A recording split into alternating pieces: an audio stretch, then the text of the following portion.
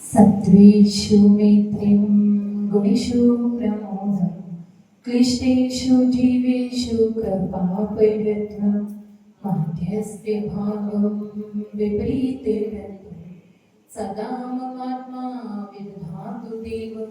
जब अनंतानंद सिद्ध परमेश्वरी भगवान की देवादिदेव श्रीमद्नाथ भगवान की परम पूज्याचार्य गुरुदेव की परम पूज्य देवता प्रसाद सुंदर स्वामी जी गुरुदेव की परम पूज्य हरिका श्रीमती माता जी की हरिका संघ की जिनवाड़ी माता की श्रीमद जैन धर्म की माता जी के चरणों में वंदना भी करते हुए तीनों साधुओं के चरणों में इच्छा भी करते हुए आगम के शब्द को आपके समक्ष हम समझ रहे हैं सामायिक पाठ को, जिसको आचार्य कवि गुरुदेव ने लिखा है।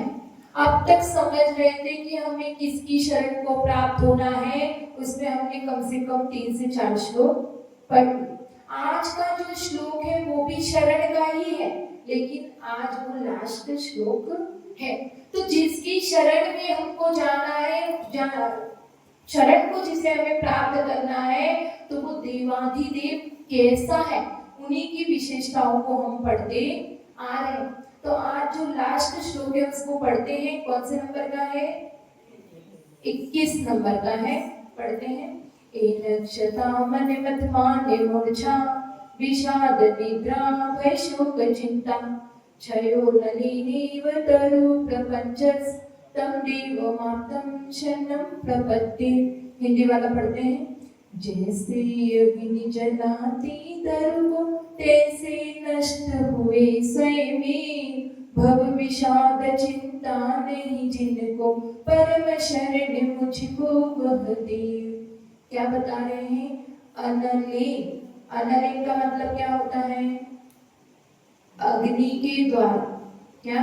अनलेन का मतलब होता है अग्नि के द्वारा।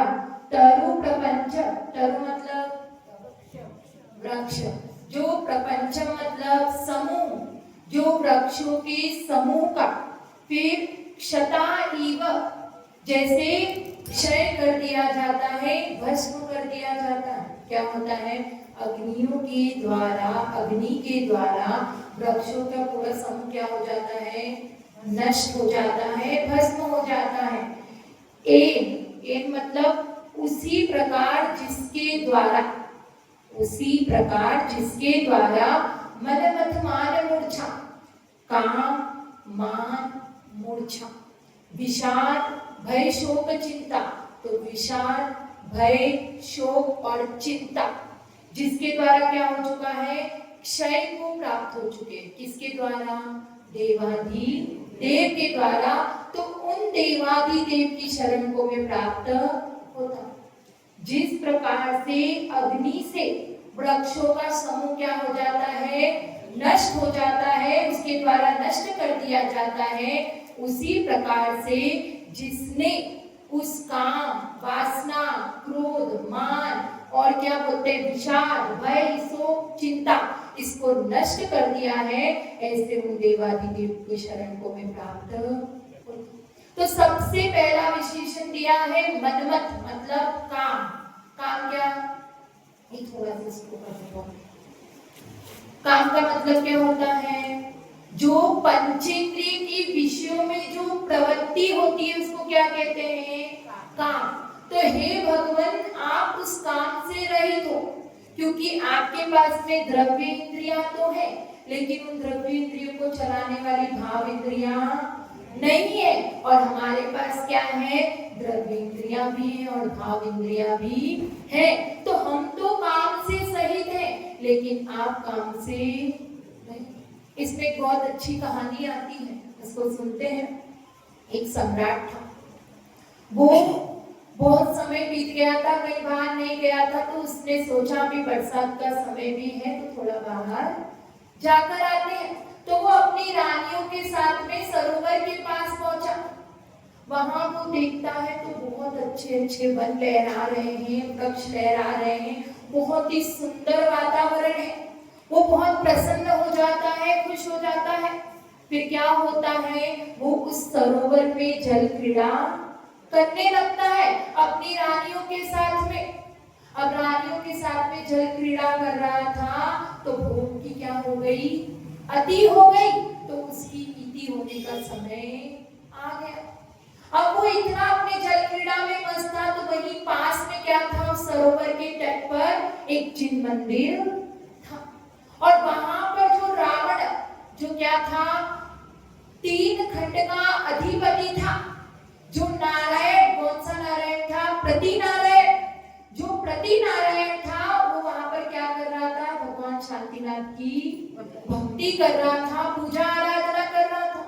अब उस जल क्रीड़ा की वजह से उसको क्या हो रहा है, डिस्टर्बेंस हो रहा है।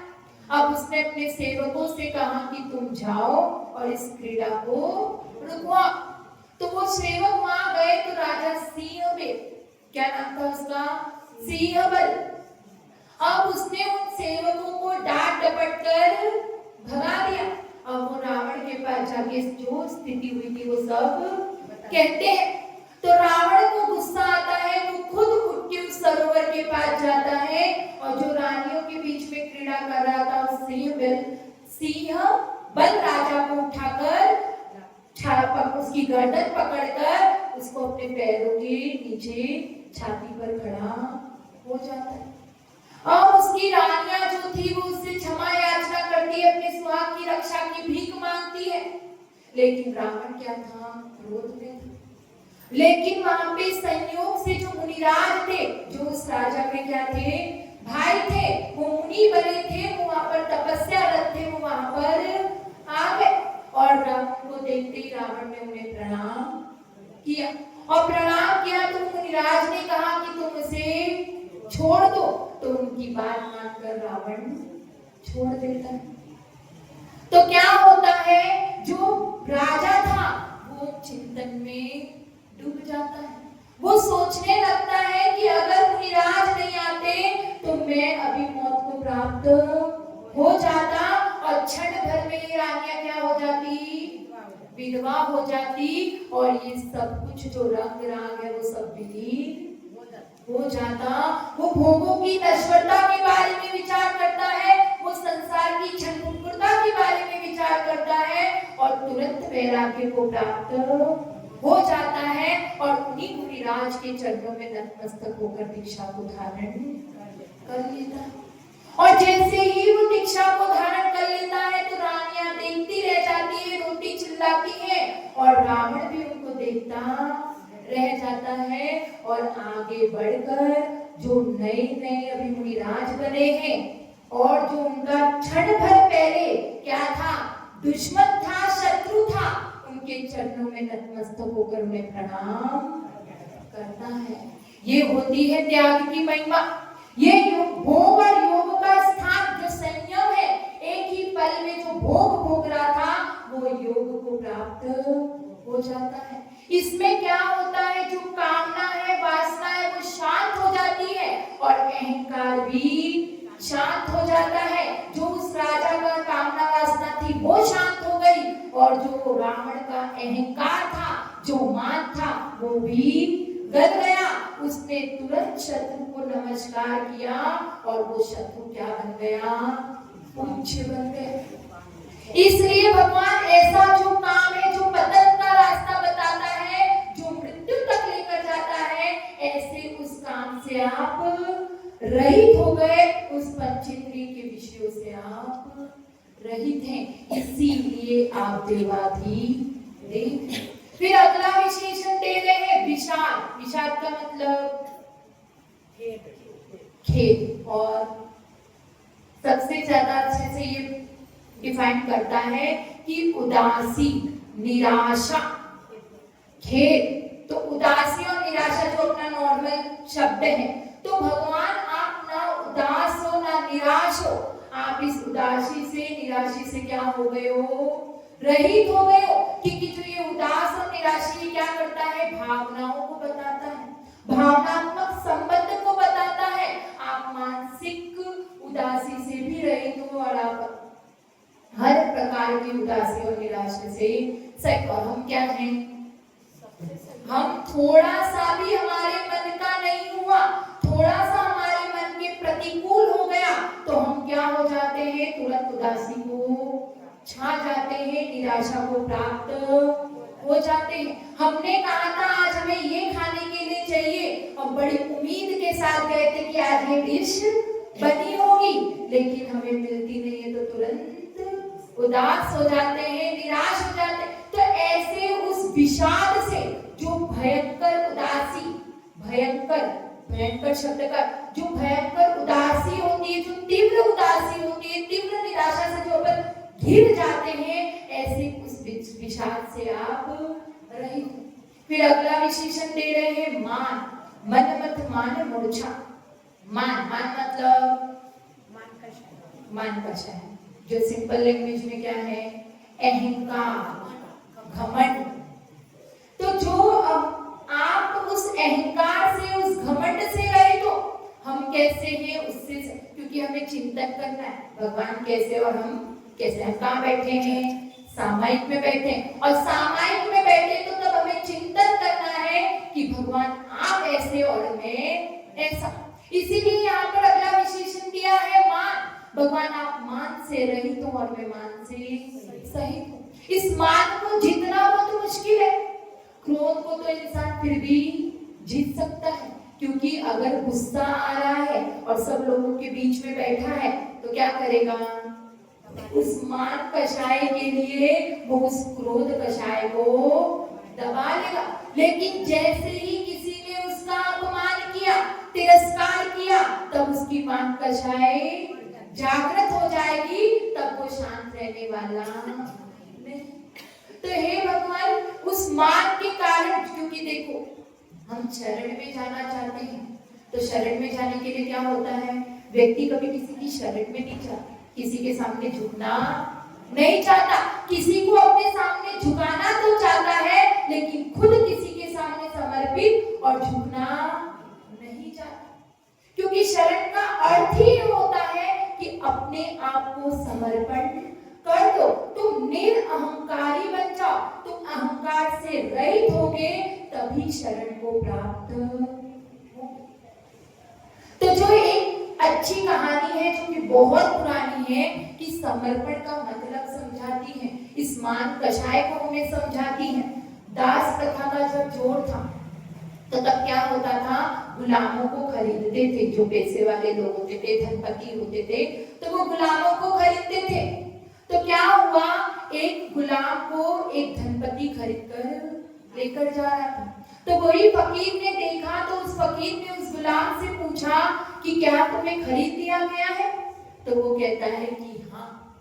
फिर फकीर पूछता है कि तुम कहाँ जाओगे? तो वो गुलाम कहता है कि जहाँ मालिक लेकर जाए।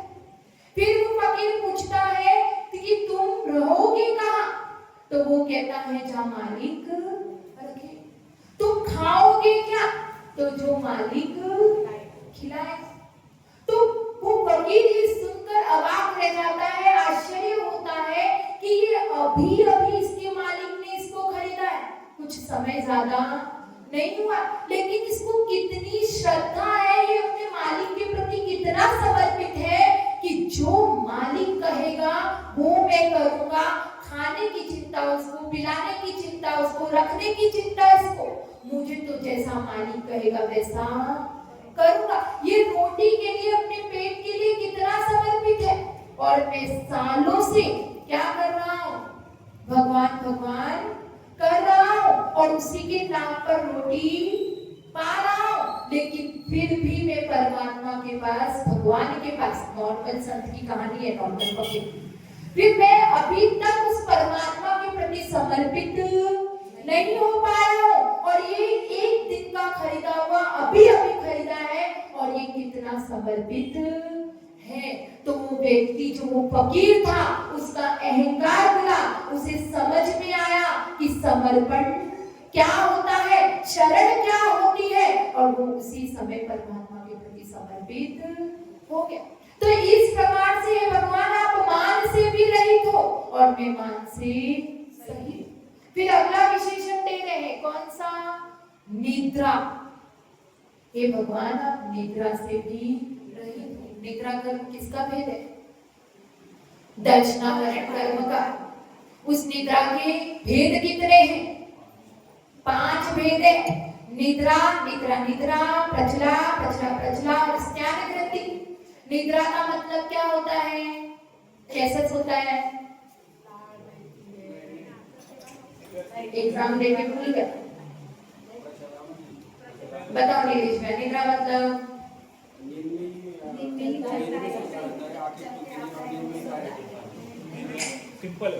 सिंपल है निद्रा, जो नॉर्मली अपन सोते हैं जिसमें किसी प्रकार का कोई वेरिएशंस नहीं है, वो निद्रा।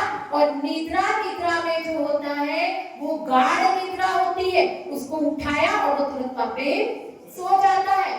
प्रचला क्या होती है, जो स्वान निद्रा होती है वो क्या कहलाती है, प्रचला निद्रा, जिसमें क्या होता है व्यक्ति सोच समझ कर मतलब जानता रहता है और सोता है। और उसके बाद में प्रचला में क्या होता है, जो मुंह से लार बहती है ऐसी निद्रा। और जो स्त्यान ग्रंथि होती है वो क्या होता है, जिसमें व्यक्ति इतना गहरा सोता है कि वो सारे नींद में काम करके आ जाता है, उसे पता ही नहीं चलता। टाइम तो बहुत हो गया लेकिन फिर भी जो माता जी ने दर्शनावरण में जब स्त्यान ग्रंथि के वक्त कहानी सुनाई थी, याद है क्या किसी को स्त्यान ग्रंथि का कैसा है? तो जो नहीं आया था उसके लिए बताती हूँ, रियल एग्जाम्पल है कि जो व्यक्ति गहरी नींद में सोता है और काम करके आ जाता है। एक बच्चा था 8-10 साल का, उसमें क्या हुआ, वो रोज क्या होता था, उसका बिस्तर गीला था, तो उसके माता पिता ने देखा कि इसका बिस्तर गीला रहता है, अगर वो लघु शंका भी करेगा तो इतना गीला नहीं होगा, ये तो पूरा बिस्तर निचोड़ो, इतना पानी होता है, तो ऐसा क्यों होता है? तो उन्होंने सोचा आज रात को हम इसके ऊपर निगरानी रखेंगे। अब वो रात को ठीक सो रहा था, कुछ 2-3 बजे के लगभग वो उठा, और उसको उठा हुआ देखा और जाते हुए बाहर देखा, तो माता पिता ने भी उसका क्या किया, पीछा किया।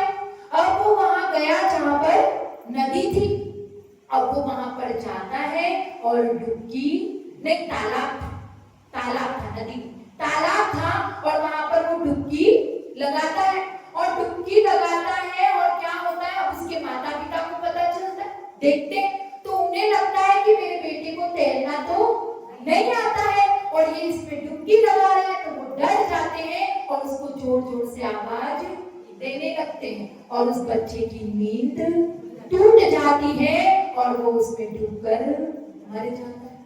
जब वो नींद में था तो रोज वहां जाता था और डुबकी लगा के तैरकर वापस आकर सो जाता था, लेकिन जैसे ही उसकी नींद खुली तो उसे रियल में तैरना तो नहीं आता था और वहीं पे वो डूब जाता। तो इस प्रकार की जो स्त्यान ग्रंथि है, ऐसी वो निद्रा। तो हे भगवान, ये जो 5 निद्रा है, इससे हम संसारी जीव क्या है, सहित है, लेकिन आप उस निद्रा से रहित हो।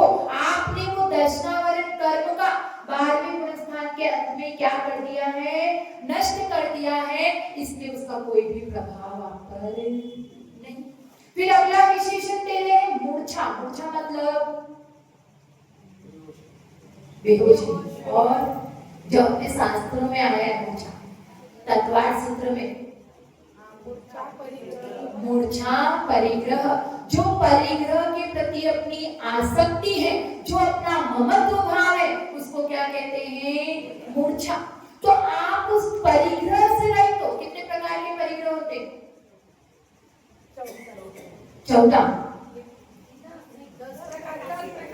10 प्रकार के, और एक तो 14, एक 10 प्रकार के, और बताओ और कितने प्रकार के परिग्रह होते हैं? अंतरंग बहिरंग भी होता है। तो टोटल कितने होते हैं इतना बताओ मुझे, तत्वार्थ सूत्र के हिसाब से। चलो टाइम हो रहा है, 14 और 10 को जोड़ दो, कितने होंगे? 24 प्रकार के परिग्रह होते हैं, अंतरंग और बहिरंग। बहिरंग तो होता है 10 प्रकार का और अंतरंग होता है 14 प्रकार का परिग्रह। 10 प्रकार का बहिरंग परिग्रह कौन कौन सा? क्षेत्र, वास्तु, हिरण्य, सुवर्ण, धन, धान्य, राशि, दास, रुपया, भांड। और अंतरंग परिग्रह 14 प्रकार का कौन सा? हास्य, 4 कषाय और 9 अकषाय और 1 मिथ्या। इस प्रकार से ये 14 अंतर परिग्रह। तो हे भगवान, आप इन 24 प्रकार के परिग्रह से रहित हो। ये जो परिग्रह इस संसार में परिभ्रमण करवाता है, उससे आप रहित और मैं सही। इसमें कहानी है, सुनी होगी आप लोगों ने, सुनाऊंगी भी, जो शमशू नवनीत की कहानी है, पता है? बहुत फेमस कहानी है, आप लोगों को पता नहीं? टाइम हो जाएगा ना सुनाऊंगी तो। शमशू नवनीत की शॉर्ट में सुनाती हूँ। क्या था कि वो इतना लालची था, इतना परिग्रह का लालची था कि उसे जब वो फ्री में लोगों के घर में क्या करके आता था, छाछ पीकर आता था, याद आया? छाछ पीकर आता था और उसकी मूंछों पे वो मक्खन चिपक जाता था।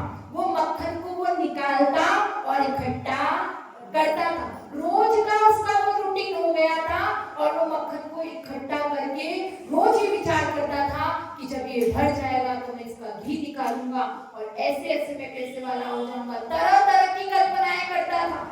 और फिर क्या हुआ, एक दिन वो घड़ा सच में भर गया और उसने क्या किया, उस घड़े को नीचे आग लगाया और उसे ऊपर लटका दिया और वहीं पे उसका बेड था, उस पे वो सो गया और पैर उस तरफ कि अब सोचने चला गया, अब मेरा घी बन जाएगा, अब मैं उसे बेचूंगा, ऐसा करूंगा, वैसा करूंगा। और इतना सोचना कल्पना में चला गया और फिर बोला कि ऐसे दासी होगी, ऐसे दास होगा, फिर मैं उसको ऐसे पैर मारूंगा। और वो पैर मार देता है और वो सब कुछ गिर जाता है और उस पूरी कुटिया में आग लग जाती। तो वो इतना परिग्रह में आसक्त हो गया तो उसने अपना जीवन खो दिया। तो हे भगवान, ऐसे परिग्रह से जो मरण तक लेकर जाता है, ऐसे उस परिग्रह से आप रहित। फिर अगला विशेषण है भय। हम संसारी जीव क्या होते हैं, हमें हमेशा मृत्यु का डर लगा रहता है कि ऐसा करेंगे तो ऐसा हो जाएगा, ऐसा वो हो जाएगा, फिर मैं मरण को। तो आप उस भय संज्ञा से ही रहित हो।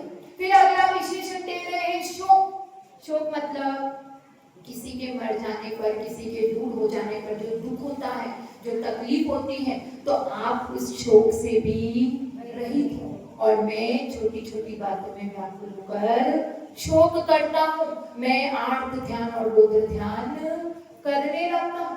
फिर अगला विशेषण दे रहे हैं चिंता। आप चिंता से भी रहित हो। चिंता और चिता में एक बिंदु मात्र का अंतर होता है। जो चिंता होती है, इतनी चिंता करते हैं वो हमें एक समय में चिता तक ले जाती है। चिंता से राग का जन्म होता है और मरण तक ले जाता है, लेकिन चिंतन से ज्ञान का जन्म होता है और वो हमें ध्यान तक ले जाता है। तो आप ऐसी उस चिंता से रहित हो और उस चिंतन से सहित हो, ऐसे आप देवाधिदेव। फिर अगला विशेषण दे रहे हैं, बस इतना ही विशेषण दे रहे हैं। तो ऐसे कौन कौन सा? काम, मान, मूर्छा, विषाद, निद्रा, भय, शोक, चिंता, कुल मिला के आप 18 दोषों से रहित हो। ऐसे उन देवाधिदेव की शरण में मैं जाता हूँ। एक छोटी सी कहानी है, बहुत अच्छी है, उसको सुन के अपन अपना कंप्लीट करते हैं। कि एक बार कीड़े मकोड़ों की सभा लगी, ठीक है, जंगल में। तो अब क्या हुआ, जो पतंगा होता है और जो बरसात के समय में पंख वाले कीड़े होते, वो लगभग सेम दिखते। तो वहां पर जब सभा लगी तो जो पंख वाले कीड़े थे, उन्होंने पतंगों से कहा कि पतंगों के मुखिया से कहा कि आप हमें अपनी जाति में शामिल कर लो। क्यों? क्योंकि हम लगभग सेम दिखते हैं, हमें कोई डिफरेंस नहीं है, तो आप हमें अपनी जाति में शामिल कर लोगे तो आपस में बेटी का व्यवहार हो सकता है। तो अब जो पतंगों का मुखिया था वो बहुत थोड़ा स्मार्ट था। उसने कहा कि ठीक है, तुम्हें अपनी जाति में हम शामिल तो कर लेंगे, लेकिन तुम्हें पहले एक परीक्षा देनी पड़ेगी। तो वो जो पंख वाले कीड़ों का मुखिया था वो कहता है कि ठीक है, हम कोई भी एग्जाम देने को तैयार है, आप हमारी परीक्षा ले लीजिए। तो पतंगों का जो मुखिया होता है वो कहता है कि तुम शाम होने पर पूरे बाजार में घूम के आना और देख के आना कि दिए जल रहे हैं कि नहीं। तो वो ठीक है, देख के आऊंगा। अब वो जाता है, पूरे बाजार में घूमकर आता है पंख वाला कीड़ा, और वापस आके पतंगे के मुखियों को बताता है कि हाँ, सारे बाजार में क्या हो रहे हैं, दिए जल रहे हैं।